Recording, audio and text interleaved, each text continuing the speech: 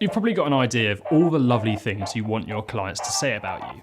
Well, forget them. Forget them now. Because testimonial videos done properly will draw information from your clients that's 10 times better. So how do you do it? Well, number one, you've got to set your goals and pick your client. Great news, testimonial videos work better with significantly less planning than usual. Sounds fishy? You'll see why in a minute. Think about how you want your viewer to feel after they've finished watching your testimonial video. Based on this, come up with 5 simple bullet points. This will force you to focus on what matters. This is so important, we've made a PDF planner so you can keep all this information in one place. Then all you need to do is work out which of your clients' experiences are in line with these goals and ask them to be in your testimonial. Number 2, don't write a testimonial script. Seriously, don't. Preparing a script for your client will ensure that it comes across as staged and lose all authenticity, and that's key for making this work. It also puts pressure on your client, and as you'll find out later, you're going to want to make it as easy as possible for them to participate. Number 3, devise 5 killer questions. Based on your initial bullet points from section 1, you need to devise 5 open-ended but focused questions. The way to test this is to ask yourself, can these questions be answered with a yes or a no? If they can't, then you're on the right track. The next step is to keep them targeted to one point. What surprised you most about using our service? We'll draw out a specific point from your client. And making them think is when you'll get the gold dust. Number 4, find a story.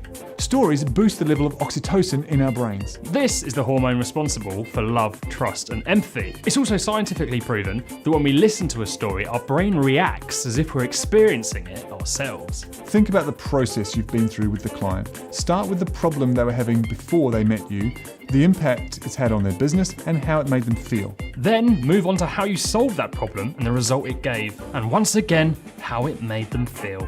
We're going for emotion here, people. Number 5, prep your participant before being filmed. Here's a little secret. Deep down, we all have scopophobia, a fear of being laughed at or judged. If you give the questions to your clients beforehand, they might feel the need to prepare scripted answers that they'll replay in their head.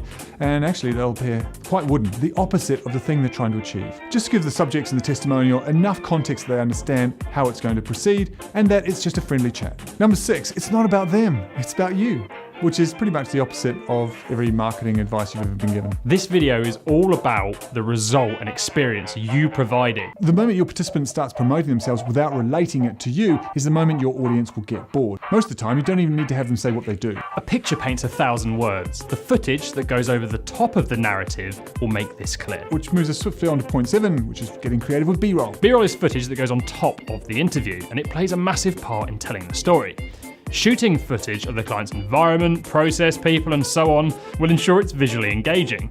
Layer this over their narrative to back up what is being said and help your viewers get lost in the story. Number 8, keep the filming simple.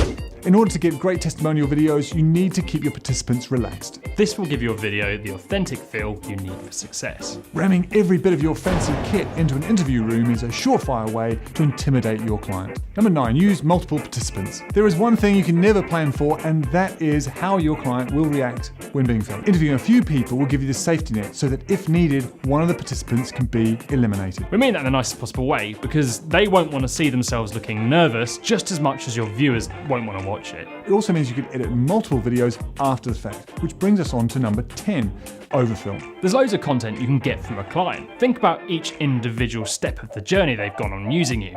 You could make a whole video just on setup, support, service, all the S's. This kind of content can be used on social media, sales pitches, email follow-ups. It's super targeted and relevant. Number 11, editing. The first thing to do is to remove as many ums and ahs as possible, and this will automatically make your subject appear more confident. You can cover up all these cut points with the B-roll.